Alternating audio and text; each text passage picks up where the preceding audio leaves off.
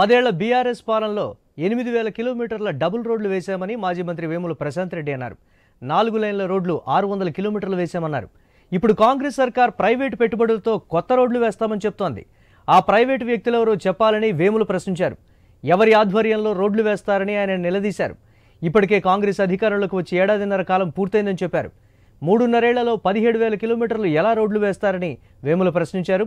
తెలంగాణ అసెంబ్లీలో రోడ్ల నిర్మాణంపై చర్చ సందర్భంగా వేముల ప్రశాంత్ రెడ్డి మాట్లాడారు.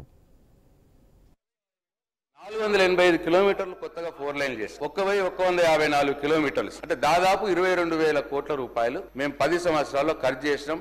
మేము ఒక్క గుంత కూడా పూడ్చలేదు అన్నాడు సార్. 10 సంవత్సరాలలో గుంత కూడా పూడ్చలేకపోతే ఈ రోడ్లు ఎడకెళ్ళైనాయి సార్. 17,000 కిలోమీటర్లకు 28,000 కోట్లు. 28,000 కోట్లకు 40% ప్రభుత్వం, 60% వచ్చి అంటే 17,800 కోట్లేమో కాంట్రాక్టర్స్. పీపీపీ మోడల్ అంటే పీపీపీ మోడల్ కాదు, ఇది పెట్టుబడులు అని అన్నారు. దానికి క్లారిఫికేషన్ కూడా ఇవ్వాలి. ఇది ఎవరు పెడతారు? ఈ 17,800 కోట్లు ఎవరు పెడతారు? ఇప్పుడు మరి ఇది ప్రైవేట్ పెట్టుబడులతో అంటున్నారు. మరి అది ప్రైవేట్ పెట్టుబడులు అంటే ఎవరు? బ్యాంకర్సా లేదు కాంట్రాక్టర్స్ ఇన్వెస్ట్ చేస్తారా ఏంది అన్న విషయం గౌరవ మంత్రి గారు క్లారిటీ ఇవ్వాలి.